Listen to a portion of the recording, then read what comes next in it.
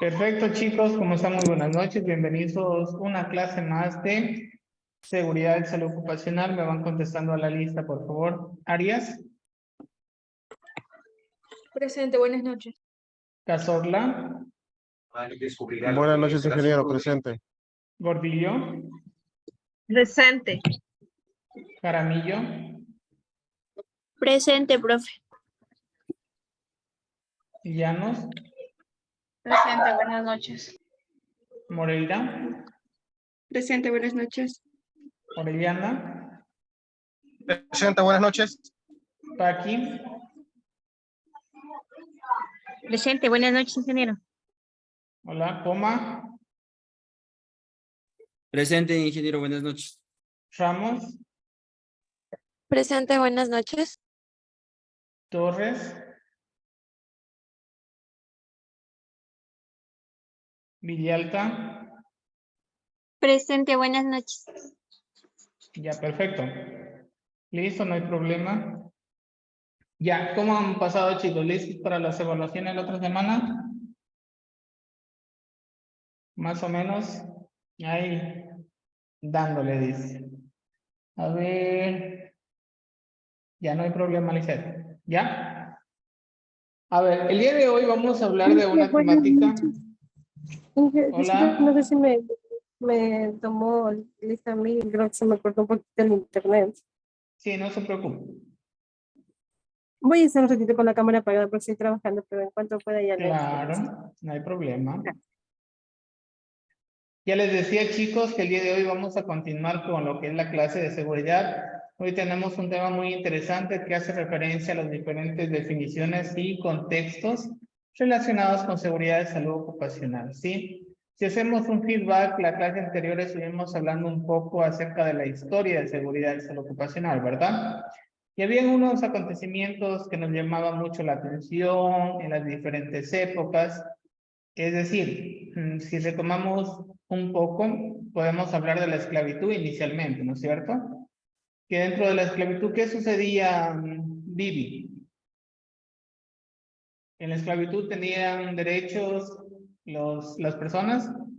No, ¿Qué sucedía? no. Eran pues vulnerados muchos de sus derechos y no les daban la seguridad que ellos necesitaban. Más bien fueron los de Egipto que sí les daban lo que eran, ya ocupaban los andamios y los arneses. Perfecto, muy bien. En este caso, Jackie, ¿qué pasaba en Egipto? Bueno, ahí empezaron, como decía, me olvidé el nombre de Viviana, les empezaron a dar ese tipo de seguridad porque construían las pirámides. Entonces, Ya. para tratar de evitar las muertes, por así decirlo. Ahí empezó Ya, la perfecto. seguridad. Ahora, ¿dónde pasaba esto de las enfermedades de catarata?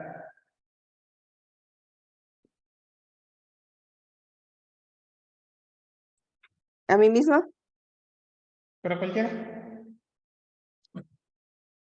Mesopotamia, fue en No recuerdo. Mesopotamia. Ya, en Egipto, ¿no es cierto? Donde hacían la parte de las vidrierías. Posterior hablamos de que utilizaban ya lo que era un instrumento, un EPP, para lo que era la respiración. ¿En base a qué era? A la vejiga de un animal que no me acuerdo. Ya, ¿no es cierto? Las vejigas de los animales en ese caso para poder nosotros poder como minimizar. Después hablábamos de los primeros estudios que realizaron, ¿no es cierto? Ahora, ¿también se acuerdan qué universidad emitió ya un título profesional relacionado con seguridad y salud ocupacional? El de Harvard. La Universidad de Harvard, ¿no es cierto? A ver, repitan, Harvard. Harvard. Harvard. Ya, Harvard. es inglés. Harvard. Muy bien, usted recibe en inglés, ¿no? Entonces están peritos en esa parte. Ya, como les decía, pues hablemos ya un poco más de este tema de seguridad y salud ocupacional. Acá estamos observando a dos personas, ¿no es cierto? Estas dos personas están utilizando algunos EPPs para nosotros poder realizar su trabajo como tal. Ahora, Dentro de esto, podemos hablar como algo de normativa, chicos, ese aspecto muy relevante, que basado en la normativa aplicable, ¿sí? En la normativa aplicable de seguridad y salud ocupacional en el trabajo del IES, lo primero que se debe conocer para enfocarse a los conceptos es dónde se quiere dirigir la seguridad de salud en el trabajo. Es decir, de todo lo que dije, existe una normativa puntual en lo que es en el IES, lo que podemos determinar varios conceptos relacionados con seguridad y salud ocupacional. En eso también hay que ser muy claros y muy puntuales. ¿Existe normativa para nosotros poder fundamentar la seguridad y salud ocupacional? Sí, en las diferentes leyes, ya sea la LOCSET, Código de Trabajo, tratados internacionales. En la misma Constitución del Ecuador dice garantizar la salud del trabajador. Entonces ahí ya podemos decir que estamos amparados dentro de la normativa a nivel nacional, ¿ya? Y después obviamente se va enfocando a cada uno de los reglamentos internos del trabajo. Pero para determinar cada una de las definiciones relacionadas con seguridad y salud ocupacional, nos podemos basar en cambio a la normativa del IES. ¿Sí? Que el IES también aplica lo que es una normativa relacionada con los conceptos dentro de este ámbito. El primero que nosotros vamos a hablar dentro de este artículo está el artículo 30 y el artículo 53, perdón, que nos habla de los principios de la acción preventiva. ¿Sí? Ya hablamos de los principios de la acción preventiva. Dentro de esto nos dice primero control del riesgo desde su origen. ¿Se acuerdan que yo en una clase anterior les decía, chicos, ustedes ya han identificado los posibles riesgos que puedan tener en su puesto de trabajo, en su lugar de trabajo? O aquí mismo, por ejemplo, donde nosotros en nuestros hogares, ¿cuáles son los posibles riesgos dentro de nuestros hogares? Un terremoto, un incendio.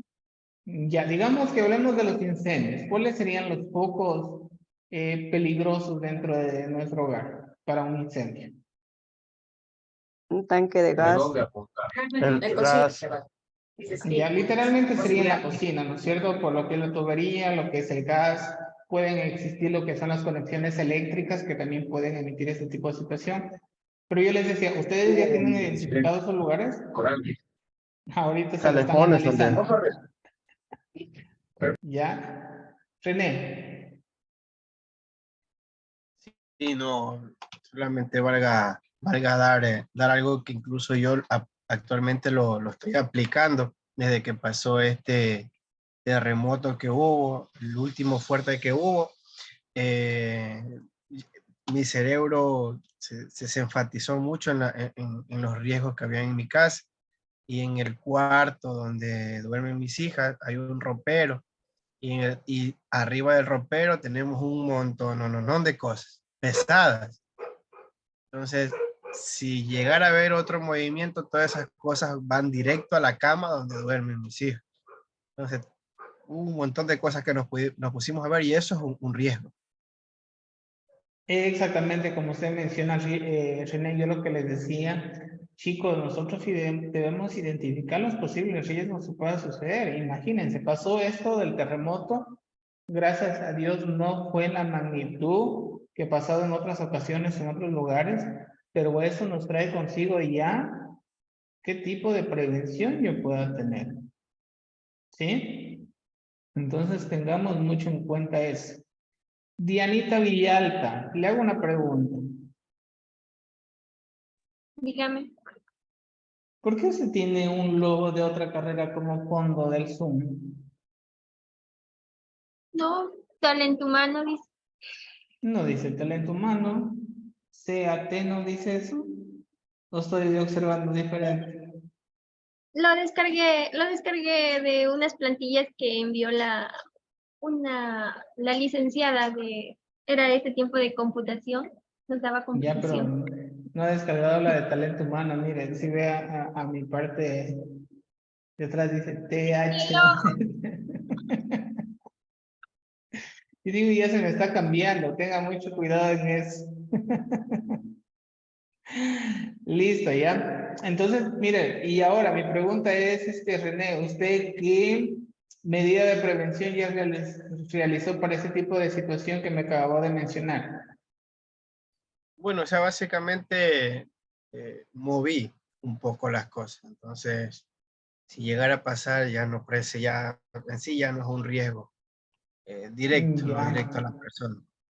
Muy bien. Sí, lo que yo les decía, nosotros debemos identificar los posibles riesgos que ya sea en nuestro hogar o en nuestro trabajo también, ¿no? Por ejemplo, Jackie, usted en su lugar de trabajo, ¿cuáles serían esos posibles riesgos que le puedan afectar a usted directamente? Bueno, tengo como unos, ¿cómo se llamarían esos estantes?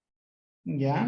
Donde van así todo lo que es documentos y todas esas cosas. Entonces, de pronto en un terremoto, los estantes están muy cerca atrás mío y están muy cerca.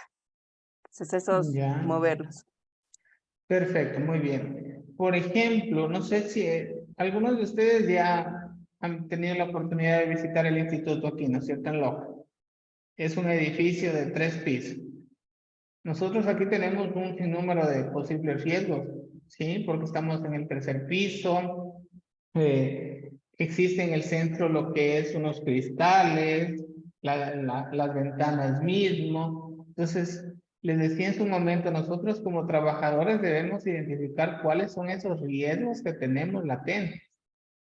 Y en su trabajo, me imagino que en el trabajo existe infraestructura. Esa infraestructura está en el primer piso, segundo, tercero, en qué área específica, en un momento ya de evacuación, existe la señalética, existe una puerta de emergencia. Recuerden que los lugares que están en la parte céntrica en cada una de las ciudades, es muy peligroso salir hacia la calle, ¿sí?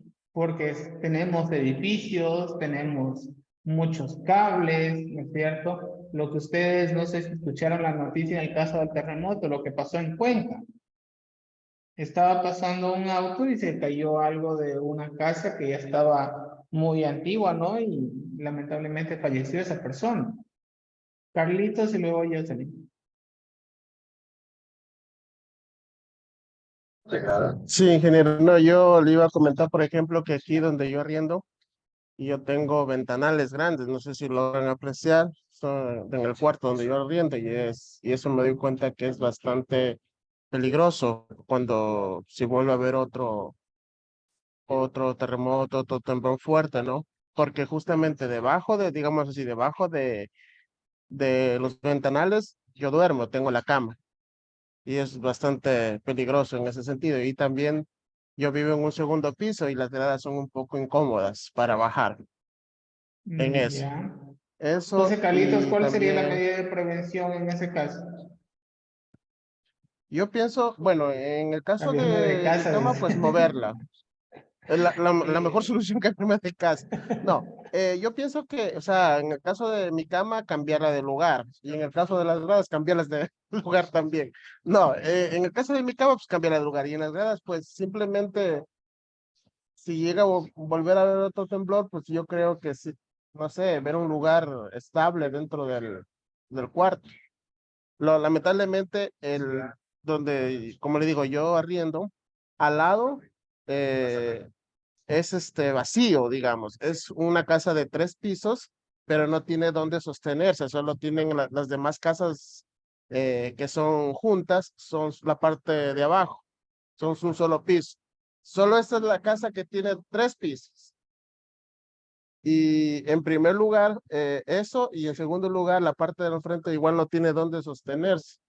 Entonces yo siento, por ejemplo, que cuando pasan los carros, el piso se mueve feo y ya estoy ya con el cuerpo que se siente, porque hasta yo digo a cada ratito, es temblor, temblor, temblor, y estoy con miedo mismo. Es que a mí me cogió pues el temblor realmente en el municipio, y en el municipio acá de Machala es donde paso yo haciendo las prácticas, es en el 8º piso. Y fue totalmente horrible, horrible, horrible. Horrible. Dios No mío, lo, Dios mío. Bueno, Mejor no lo quiero la primera recordar. prevención, Carlitos, tiene que mover la cama sí o sí. No que quiero estar al lado de la ventana para ver quién pasa, no, ya tiene que cambiarla y ver un lugar que sea seguro. Claro, y lo que dice Carlos tiene razón y creo que a todos nos ha pasado. Con esto de los temblores, a veces uno está ahí en su camita y parece que ya así se mueve. Y digo, ¿y ahora qué hago? ¿Será que me voy corriendo o busco un lugar seguro? ¿No es cierto? Entonces es un poco la situación, hay que tener esa, como que esa calma para poder reaccionar. Porque yo lo que les he dicho a veces a mis compañeros o a muchos estudiantes de manera presencial, pues podemos decir muchas cosas, pero ya el momento, ya cuando estamos ahí, es cuando en realidad se debe determinar. Y yo les cuento algo, porque una vez estaba en clase presencial y existió un temblor y todos mis estudiantes se alborotaron, estaban nerviosos, gritaban, querían salir corriendo. Y uno como docente, ¿qué es lo que tiene que hacer? Tener esa seguridad y esa fortaleza, decir, chicos, tranquilo, no pasa nada. Pero yo en el fondo estaba que me temblaba, literalmente. Porque así es, o sea, y te quedas como, ¿y ahora qué será de hacer? O sea, a la final, ya el momento y la acción es muy diferente a lo que te dice. Jocelyn y luego René. Bueno, sí, justamente quería hablar de ese tema. Es que generalmente los bomberos recomiendan que nos quedemos en las casas, o sea, no, que no salgamos, porque generalmente las puertas se suelen trabar, o si vivimos en un piso alto, por lo que las escaleras son un espacio inestable, podrían romperse y hasta nos podría caer encima algo mientras corremos a bajar, a salir del edificio.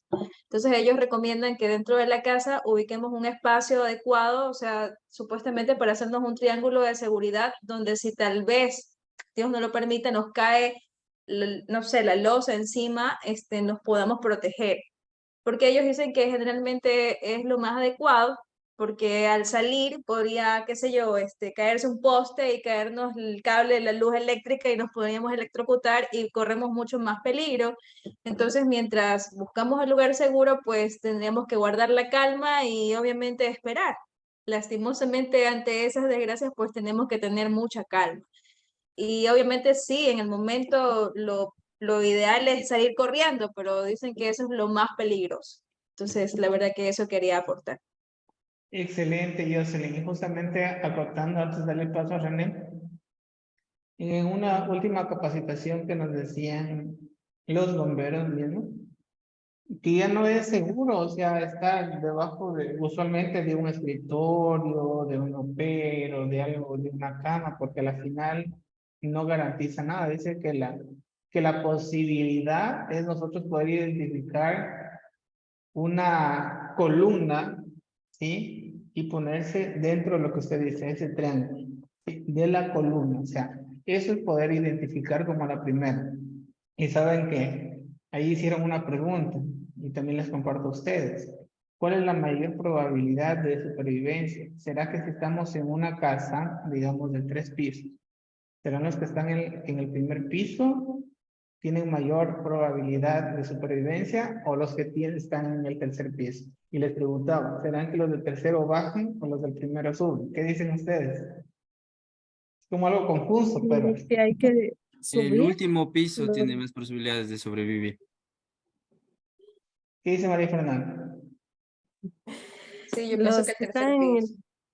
en un piso alto, o sea, bueno, yo, el último temblor que hubo, yo vivo en el cuarto piso, y yo estaba con mi sobrina de meses porque yo la estaba cuidando. Entonces mi reacción fue coger la bebé y abrazarla bueno, me quedé en el pasillo, cosa que no debía haber hecho, porque debía haber buscado un refugio, pero ya me quedé porque yo pensé rápido, digo, si bajo, estoy con la bebé, bajo corriendo, me caigo y puede pasar algo. Entonces yo cogí, me quedé y ya vi como que se calmó un poquito, ahí sí abrí las puertas porque se chupan, las abrí las puertas y bajé, pero ya qué pasó. Bajé y ya me calmé, pero yo me quedé en el último piso. No, no me moví de ahí. Entonces mi recomendación, yo digo, es quedarse mejor. Ya. A ver, René, y luego Jackie, y luego Yaritza. Bueno, pero solo para comentarle, acá cuando pasó lo del terremoto, hubo una familia que falleció, pero fue aplastada por una casa mixta, ¿sí? Una casa mixta. Pero, o sea que en Machala hay un montón de casas mixtas. Y René, ¿qué casi es todas, casa mixta? es una casa hecha de ladrillo con palos. O sea, digamos, Ah, ya. las columnas son palos y ahí les han pegado ladrillos. Son casitas antiguas, ¿no? Ya. Y muchas de estas casas tienen negocios abajo. Y eso es un riesgo constante y considerable, porque si ya se cayó uno y mató un montón de gente, quién sabe si aguanten otro movimiento así. Pero todavía están en funcionamiento negocios que están abajo de estas casas. Entonces, Ya, gracias, René. ¿Quién me pidió la palabra? Yaritza.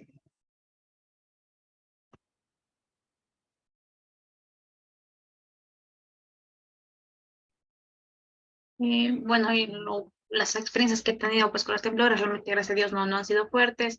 Sí es muy peligroso dormir con puertas cerradas porque por lo general los temblores siempre son a la madrugada y sí me ha pasado que mi mamá se ha lastimado al momento de salir.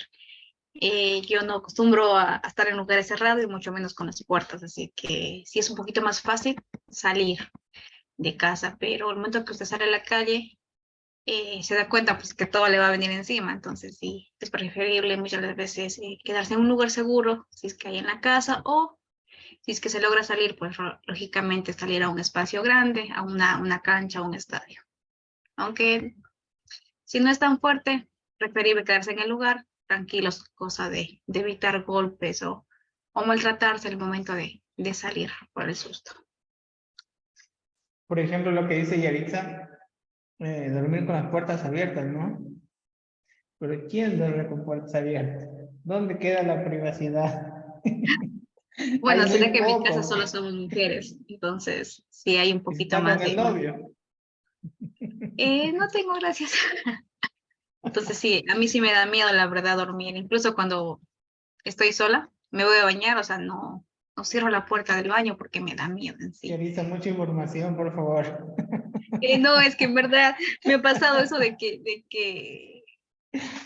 las puertas, o sea, uno se está en la casa y incluso cuando viajo, cuando voy a otras casas donde mis tíos, sí me da miedo, o sea, dormir en una habitación totalmente cerrada. Pero bueno, eso es bueno tener puertas cerradas, pero no con llave, porque mi mamá un día hubo el temblor en la madrugada y ella tiene la manía de poner picaporte y la chapa. Y el momento de Pero en tratar de la abrir, puerta de salida. no en la puerta donde ella duerme, la habitación. Entonces ella se golpeó al momento que trataba de forzar la puerta, pues se golpeó lógicamente el rostro. Entonces sí, Dios mío. es demasiado. Por eso no hay que Es que dormir. ahora como estamos con todo eso de delincuencia de ley, las casas seguras, ya, pero internamente, ¿qué será? Lo que es. Ahora, mi pregunta es, ¿a dónde no quisieran ustedes estar cuando exista un temblor? Yo no quisiera estar en la ducha. Usted ya aquí, ¿dónde no quisiera estar en ese momento?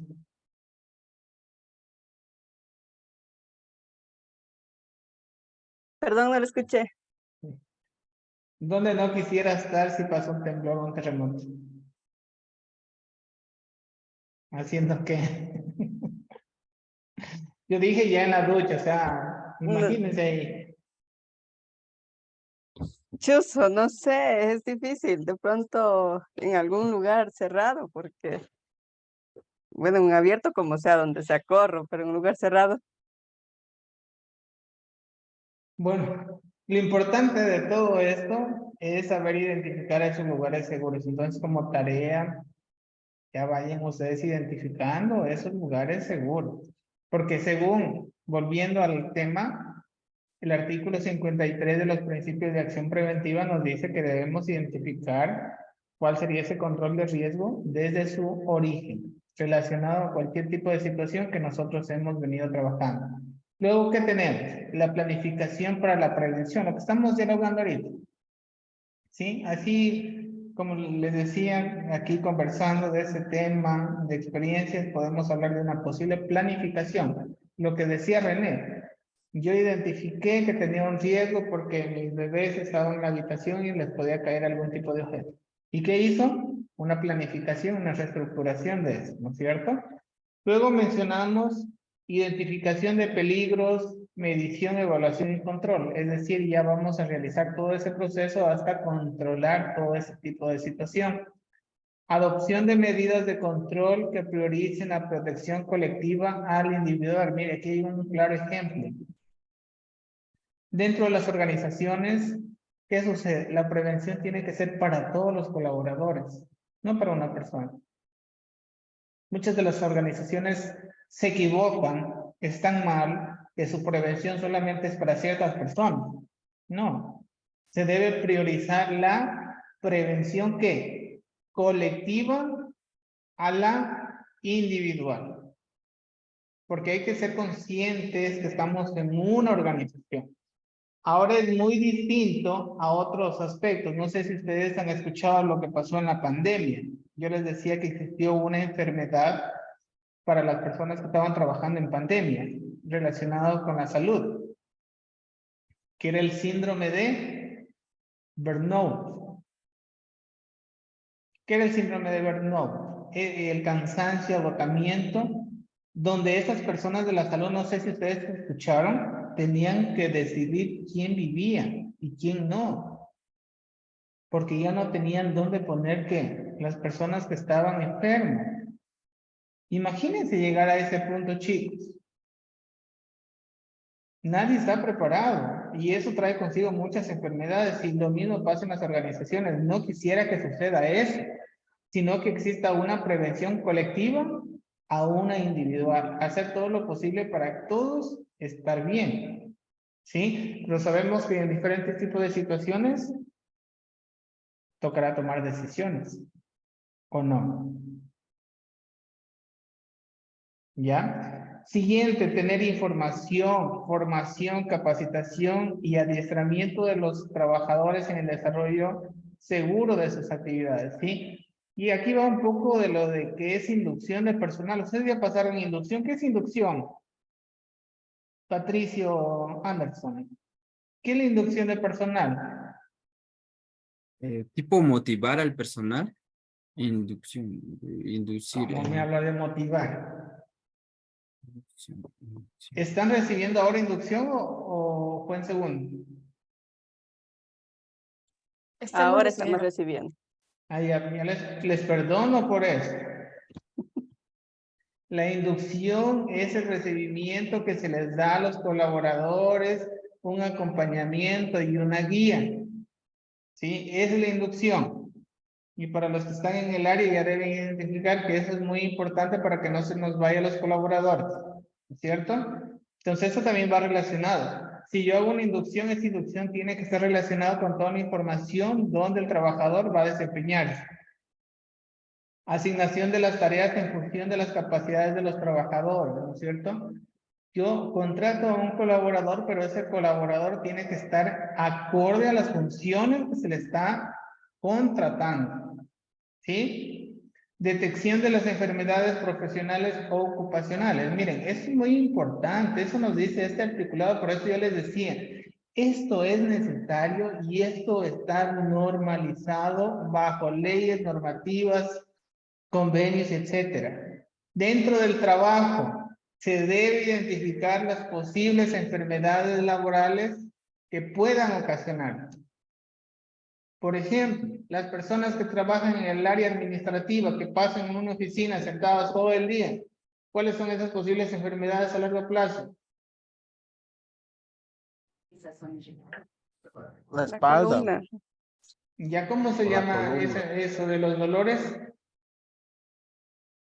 Dolores musculares, ¿no es Espas- cierto? La espasmos. parte de los huesos, ¿han escuchado? Si no me equivoco, es la Espasmo se llama. osteoporosis. ¿Sí? ¿No es esa, ya?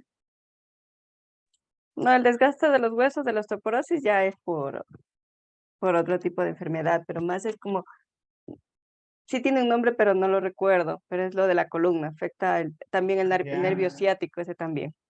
Ya, muy bien. Por ejemplo, si hablamos de una empresa industrial que está, por ejemplo, en convivencia con químicos, No, y serían enfermedades respiratorias. enfermedades respiratorias, ¿no es cierto? Por ejemplo, nosotros los docentes a largo plazo vamos perdiendo la visión, por eso estar en las computadoras, ¿no es cierto? Entonces son diferentes tipos de enfermedades que se pueden ocasionar a largo plazo dentro del ámbito laboral y eso debemos estar conscientes, ya sea trabajadores como empresas, ¿sí? Y finalmente la vigilancia de la salud de los trabajadores, ¿sí? Es decir, siempre se debe estar monitoreando. Ahora, mi pregunta es, las personas que actualmente están laborando, ¿ustedes tienen algún tipo de vigilancia, monitoreo relacionado con la salud laboral? ¿Con exámenes ocupacionales? ¿Cada qué tiempo? No sé si alguien me pueda comentar. A nosotros la empresa nos hace cada año. Ya, cuando les hacen, por ejemplo, este tipo de exámenes, ¿van a algún médico particular o dentro de la institución? A ver, le cuento un poco. De empresa es un poco grande. En Guayaquil tenemos un consultorio y en Quito de igual manera. Pero como Cuenca somos pocos, nos mandan a una institución privada. Ya, Pero la empresa cubre esos valores. perfecto, pero ese consultorio privado, por decirlo así, una vez que se hacen los exámenes, ellos mismos emiten los diagnósticos al colaborador directamente y les dan algún tipo de proceso de prevención. No, dan los resultados al médico ocupacional de la empresa. Entonces el médico ocupacional se encarga de comunicarse con cada uno de nosotros para darnos los resultados y si hay algún tipo de novedad, nos mandan a hacer algún otro tipo de examen. Ya, perfecto. Espero que ese médico ocupacional no le diga, verá ya, aliméntese bien, haga ejercicio porque no está. Porque usualmente eso pasa con los médicos ocupacionales. Entonces, hay otros que obviamente sí dicen, no, estás con la glucosa alta, hay que bajar esto, que tienes principio de gastritis, etcétera, etcétera. Me han contado, ¿no? Algunos amigos que tengo por ahí. Pero ese es el proceso, o sea, debería existir en la empresa por lo menos una vez al año lo que son estos exámenes ocupacionales, porque recuerden, a nosotros como colaboradores nos permiten saber si estamos bien en nuestras, valga la redundancia, en la parte de salud, y como empresa saber qué tengo que hacer para prevenir posibles enfermedades o riesgos en mi trabajador, ¿sí? ¿Y saben por qué? ¿Se acuerdan que yo en la clase anterior les decía que a nosotros nos conviene que nuestros trabajadores estén bien, tengan la seguridad, porque van a estar trabajando y van a ser productivos? Si ellos se enferman, tienen accidentes, van a ser bajas, y esas bajas muchas de las veces hay que buscar quién cubra y ese quien cubra hay que capacitarlo hasta que se vaya adaptando, hasta que vuelva el nuevo el trabajador, perdón. ¿Sí? Entonces son situaciones que a veces hay que ir trabajando. ¿Ya? ¿Cuándo tenemos la prueba, chicos? ¿Ya revisaron? Aún no. Sáquenme de la duda, si es el miércoles o Viernes, es el profe. viernes. ¿Cuándo? El viernes está en el horario. ¿Ya el otro viernes o este viernes? El otro viernes. Ya. Entonces, hasta ahí vamos a quedar para el próximo miércoles finalizar con esas temáticas que nos faltan, que son conceptos, y hasta ahí les voy a tomar la evaluación. Tengo dos avisos, ¿ya? El día de mañana a las 8 de la noche, ¿con quién tienen clases? Con la licenciada Joana. Ya mañana a las 8 hay una reunión de prácticas preprofesionales con el abogado Pedro, ¿sí? Así que estarán atentos, ya les van a llegar la convocatoria para poderles indicar. Mañana me dijo que es a las 8 de la noche, ¿ya? Y están de buena suerte, el día viernes no va a haber clase, ¿sí? En toda la jornada. porque los docentes tenemos una actividad, ¿sí? Entonces el día viernes, si tienen clases, bueno, tenían conmigo 1 hora, no sé con quién más tengan, no va a haber clases, ¿ya? Y de los deberes estoy ya revisando, hay algunos que ya estamos por ese horizonte claro, listo, pero por ahí unos 2 que 3 todavía estamos por ahí fallando algunas cositas, ¿ya? Vamos mejorando ese tipo de situaciones. ¿Sí? ¿Preguntas finales? Tiene que haber un exonerado para el examen. También estaba pensando lo mismo. Voy a ver cómo están esos deberes, voy a ver las participaciones que han tenido y el día del examen les aviso, igual tienen que estudiar. ¿Ya? Eso, mis chicos, entonces les dejo estos minutitos para que vayan a merendar o tomarse un cafecito a mi nombre. Chao, Listo, chao, cuídense gracias. mucho. Ingeniero, Gracias, Leslie. perdón. Dígame, Carlitos.